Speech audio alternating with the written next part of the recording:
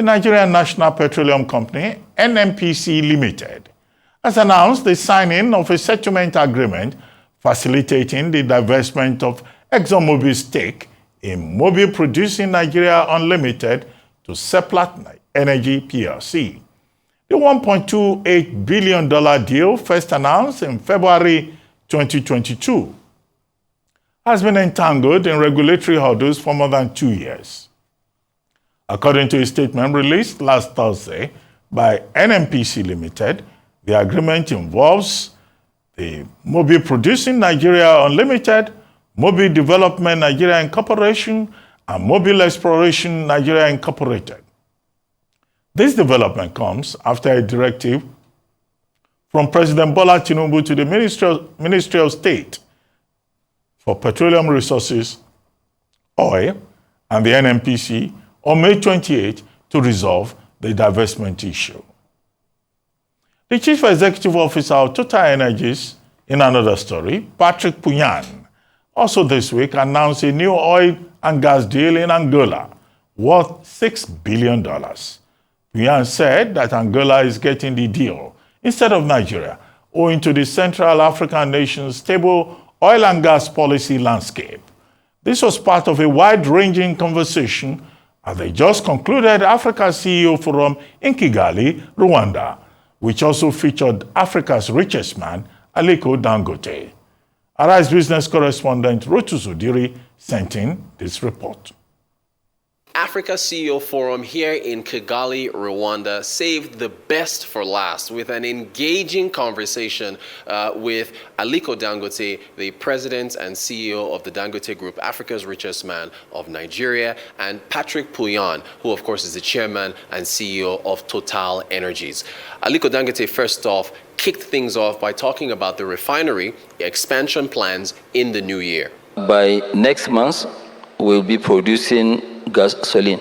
But what that will do is that it will be able to take most of the African crudes that are being produced and also be able to supply not only Nigeria. Our capacity is too big for Nigeria, but it will be able to supply in West Africa, Central Africa, and also South Africa.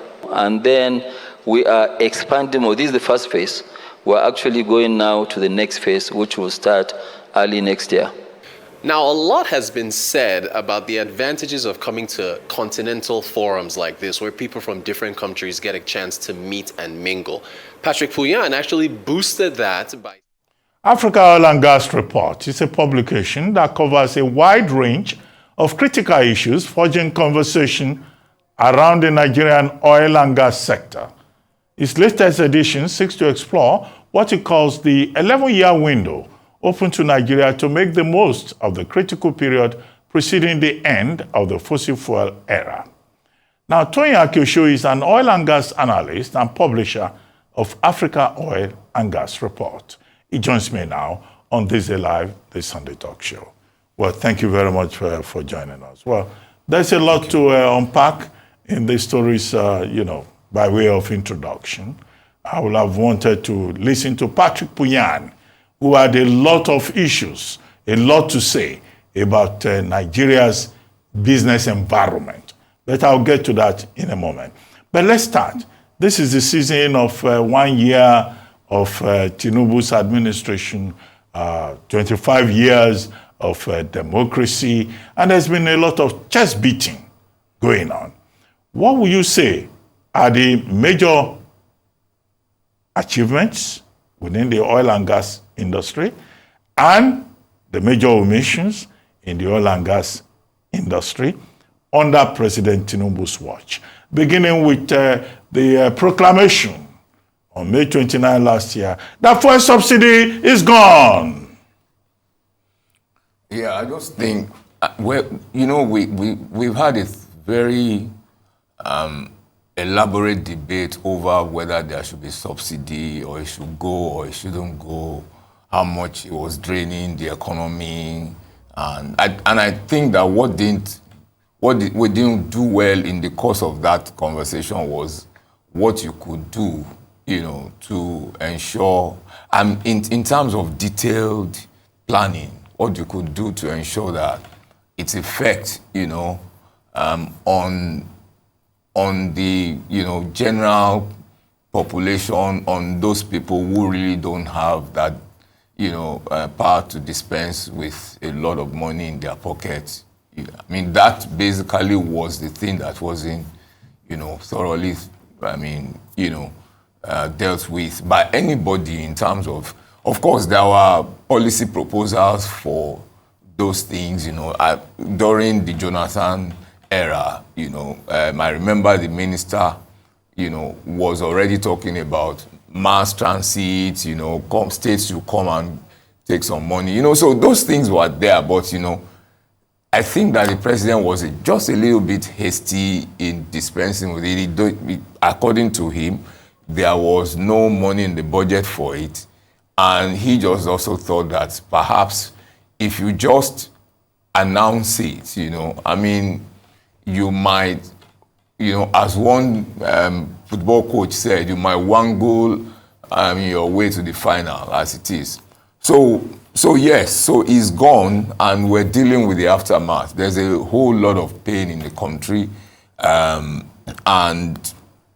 there's, the currency challenge, which is also part of the adjustment to the unification of the dollar Naira exchange, also has an effect, on the subsidy thing because of what, we import the gasoline, so we spend dollars in importing. And so if you have a very high, dollar Naira rate, then it certainly affects your cost of gasoline. And our wages are low, so those are some of those challenges. But I personally have always felt that the subsidy should go. I have a problem too, like everybody else. But I must say something. I think that overall in the oil industry, the president hasn't done badly in terms of the general policy interventions. In 1 year, let's even say, for example, there's a big lobby about which of those alternatives to gasoline, and you are choosing CNG, and a lot of another lobby thinks you should have chosen LPG, which should have been cheaper, maybe easier to set up, and all of that. The point is that a decision, if you decide very quickly, which is something that happened in this case, there was a very quick decision as to what to do.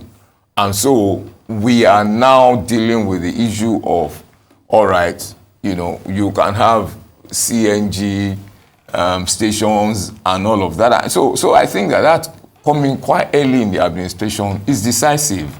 We can deal with other issues about whether you took the right alternative. That's number one. And there are also some executive orders that happened around March and April 2024, which involved financial incentives, for companies to, develop their fields, faster, responding to a whole lot of questions and queries and challenges from the oil industry. The president saying, those orders saying that the local content cannot be so absolute that if you are not delivering quality work, we should all give you just because it's a Nigerian company. We're trying to, that's some kind of a revisionist approach to the local content mantra. These things have to be enshrined in legislation, for them to work properly, but it's a right step. And the third one is something to do with, non-associated gas. We do not explore for gas. So the gas that we typically utilize is the one that comes out of a reservoir that has oil in it. So we tend to leave, those reservoirs that are just entirely filled with gas. And so they don't get the kind of incentives that we've given associated gas. And that's what the president is trying to deal with, that particular. And then, the industry has been crying for better terms for, gas pricing, and he gave it to them. So there's been a lot of what you might say to whom much is given, much is expected. Okay, but there are issues. Now, it has taken Nigeria over 2 years, 2 years, 3 months, to be precise, to deal with the divestment from OML, 67, 68, 104, they also condensate the Bonim aspect of it by ExxonMobil through Mobil Producing Nigeria Unlimited of about 1.28 billion worth of access to Seplat. Now, NNPC said they had the right of first refusal under the enabling laws. Then NUPRC, the body led by Benga Komalafe, intervened and, brought up sections of the law stopping the minister from signing. And all of that process took 2 years. Now, at the end of the day, they've been able to forge a deal a few days ago. Now, the outcome of it is that NNPC in that transaction now 70 to 30, the highest joint venture asset deal that we have seen since 1989, when they wanted to do the gas program. NNPC reduced its equity to 55% to allow Shell to take space. So what's the significance of this development? And is it truly a done deal? Let me cut through the chase. Okay, so to answer the second question first, it's not a done deal yet. The agreement basically, so if you remember, let's go back to, how it all started. So NNPC and Seplat announced that, ExxonMobil and Seplat announced that they have a deal. But in the eyes of the law, for those assets, as far as the regulator is concerned, Seplat doesn't have anything to do with those assets, until there's a ministerial consent. And NNPC was waving its fingers and saying that this was not, properly done as far as they were concerned. So the regulator says, go and talk to your partner. That's they are telling ExxonMobil. So that's the thing. So what they've done now, and is that 2 years, 3 months after, the so-called partners have talked and they've agreed. And I think it's messy. I think that we shouldn't have taken that long to settle, that simple matter, especially when it was clear that ExxonMobil was going to leave anyway. And, we needed to ensure that we encourage, companies that have the wherewithal to develop assets, to get on with the work so that we can actually develop these fields properly. So to get back to your question,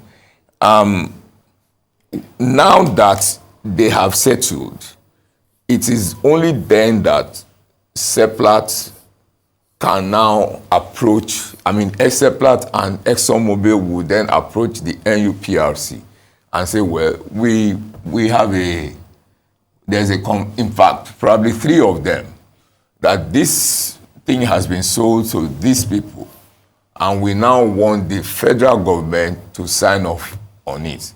So this conversation is only just going to start.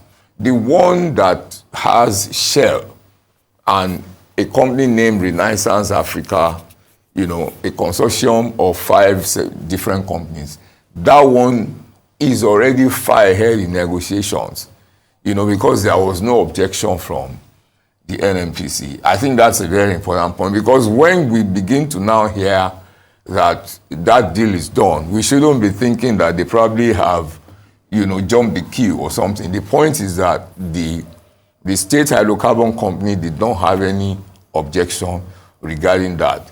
There's also the deal between, the transaction between ENI, which is the Italian player, the parent company of Ajib Nigeria, IG Petroleum Nigeria Limited, I mean, that company already has also sold its own set of assets to Oando. But my challenge with that particular deal is that Oando is reported that they have, even though, there have been 2 reports in the last one month. One that was 2022 that was audited, and then in 2023 unaudited. They did say that they had equity challenge. That is, the equity is lower, than the gross, money reserves that they have. So they basically are broke, and I'm wondering how they will, even if they are able to borrow money, to take over these assets, whether they can actually operate it properly. That's really my challenge with those ones. Okay, let me go to the bigger question. Yeah. All of these IOCs, Western IOCs, they are divesting from Nigeria. TotalEnergies says they are going to Angola. And the main reason given by Puyan in that video that was shown, although Puyan was not shown, is that, look, Nigeria does not have an enabling environment. They are going to Angola. 2 years earlier, this same TotalEnergies, they struck a deal with, is it Iraq? Yes, Iraq, where the ICs was operating all over the place. They didn't complain about a disenabling business environment. ADNOC, that's the UAE company, right? They are in Mozambique. They struck a deal to go and have a gas deal in Mozambique. Mozambique is not more peaceful than Nigeria.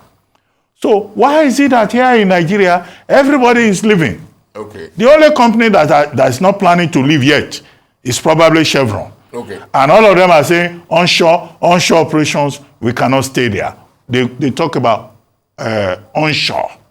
Okay. But they go onshore in other countries that are not necessarily more peaceful or more enabling than Nigeria. All right. I think that we need to put the Total.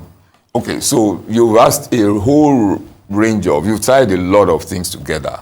And sometimes, it is in unpacking and detailing bit by bit that we get to the right answers. Now, Total, the field that Total has taken an FID on has always been there.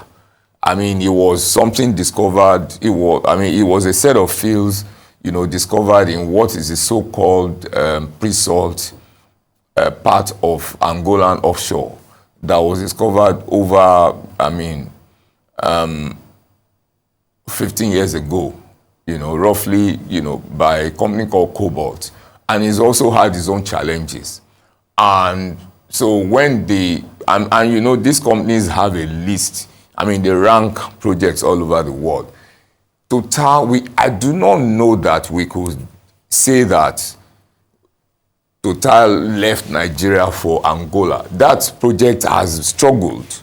It doesn't even have significant reservoirs, and so this is a relatively small asset. It's not going to do more than 70,000. If you are not doing 100,000 in deep water, I don't consider you a very massive. So really, and 6 billion in deep water is not, I'm sorry, but is that not in oil speak a lot of money? Total actually has another project that they are going to sanction in Nigeria, which is almost similar in terms of volumes, and that's per way. And we're not looking at those things. We're just looking at it, the fact that the gentleman spoke about the frustrations that they have in Nigeria. So we need to take that differently, Do they have projects that they are sanctioning in Nigeria? They do. Do they have projects they are looking at? They do. And what we're talking about is if you are talking about deep water, Angola does not have onshore. Okay, 2 issues I would like you to address. Lead divestment onshore. And Puyan of TotalEnergies say is because we have a difficult environment. Now, in other countries, they try to keep people around there, around their countries. So what is that thing that Nigeria needs to do? A country that is talking about the oxygen of investments. The other day, Lokobiri was saying, oh, this year, within 6 months, we'll get $20 billion worth of investments in the oil and gas industry. What exactly do we need to do? What is it that we are not doing? That the multinationals are saying we can't operate onshore. We're told, okay, they are still offshore. It's not as if they've disappeared. What is the problem onshore? It's a myriad of things. And it is not something that just happened, yesterday. I mean, you know all of those challenges of the Delta since the 1990s. And that's what really culminated in quite a number of these, whether you are talking about crude oil theft, whether you are talking about, diversion of crude, or whether you're talking about community challenges. But I also think that there's a lot of what you call the Nigerian problem, when a judge will say that, you show up in the presence of a judge and you say that Shell has done, something to you, and that you want an injunction that the judge should ensure that Shell doesn't spend, or any money from a certain account. That happens all the time. And states, apart from the fact that there are taxes that companies have to pay, ordinarily, tertiary education, NDDC, CIT, what used to be PPT, which is now hydrocarbon tax. You still have states finding a way of, taking money, that. So you agree, there's a whole lot of environmental. So you agree then that the business environment in Nigeria is very difficult. Is very difficult, and I think that's what they are responding to. That you have far more challenges. You mentioned something, crude oil theft. Yes, we've been talking ad nauseum about crude oil theft, but somebody I think Austin Avuru of the AA Alliance, I think. Yeah, AA Holdings. Yes. Yeah. In one forum recently, said that the problem with the Nigerian oil and gas industry is not crude oil theft. Crude oil theft that we've been talking about, Hess Holdings, Tony Lumelu, other concerned persons have been saying, we need to do something about crude oil theft. But he says, no, that's not the problem. He says it is because the oil and gas industry is politicized. Well, he says I was in that forum that you're referring to. He said quite a number of things. And what he was trying to say is that, we're exaggerating the scourge of crude oil theft, That it's just one of a number of challenges. And that, that you needed a regulatory,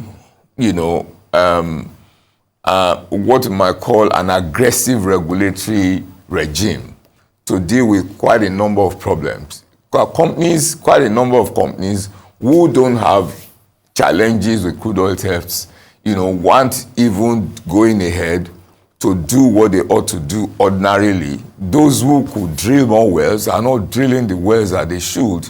The regulator is not challenging them. A lot of companies are block sitting. People buy assets from Shell in 2014 and they have not taken them to first oil in 2024. There are companies like that. There are companies who bought assets from Shell in 2012. They're producing, 1/4 of what they could produce.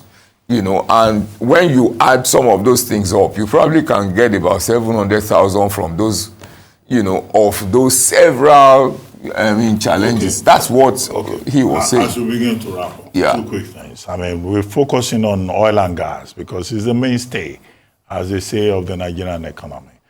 40% of GDP, 98% of export earnings. No, it's dropped. The GDP. Well, maybe it's dropped below 98%, but it's the mainstay of the economy, And then, of course, everybody from the oil-producing economies, communities, they say, our oil,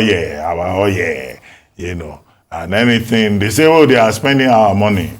Even I don't know whether there is a bridge in your village. They will say it's because of oil money. But if the Western IOCs are leaving, and they are saying environment is difficult in Nigeria, will you advise President Tinubu to look eastwards? The Chinese, they are looking for oil. They are looking for gas. The Korean National Oil Corporations, they are looking for energy resources. Will you say that is the way to go? If not, what do you think should be the way forward for President Tinubu as he begins his second year in office? There are just some very basic things that we can do, which, for example, the example of the CEPLAT deal, has basically shown that we ourselves demarcate the country's investment possibilities. For example, why stop, a transaction that was going to happen anyway? Delayed for two and a half years. When you do those kinds of things, those Chinese themselves won't come. You can't sit down in Beijing and be reading that, the national oil company,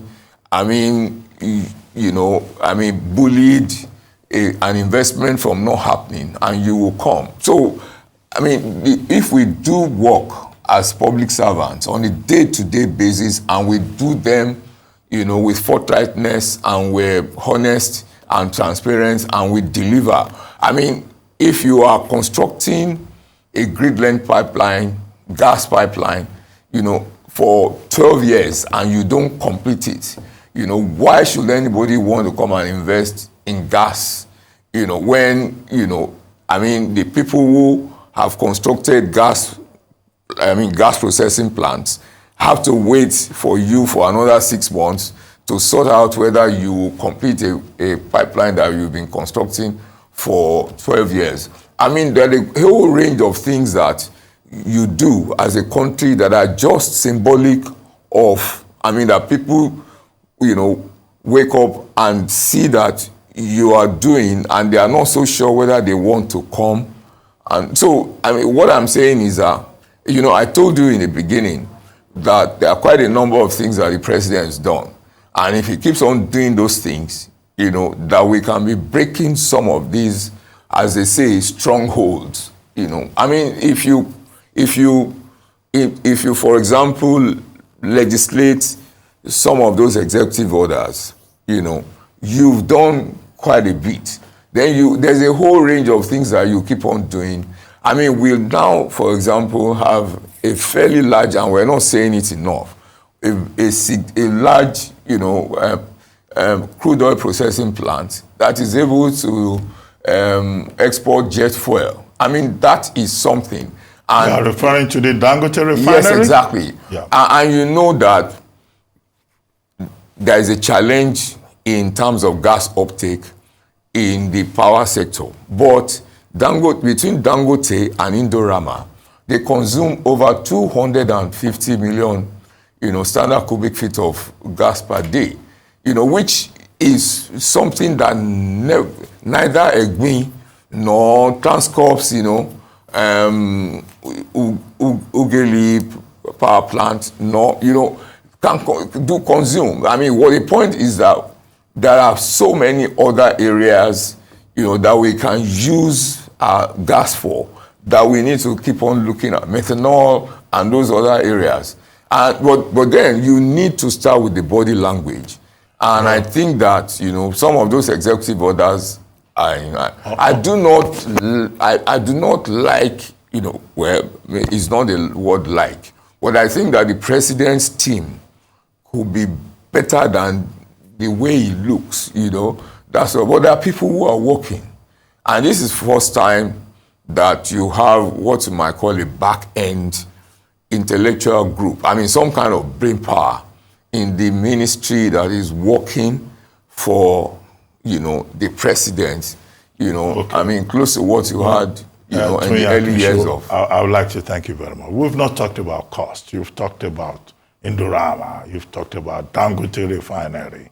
But, organized labor that is threatening to go on strike tomorrow will ask what is happening to Warri refinery, Port Harcourt refinery, and all of that, and issues of cost that are related thereby. Thank you very much. That's the thing. Thank you very much. Thank you very much for joining us. Toyin Akinosho, publisher, African Oil and Gas.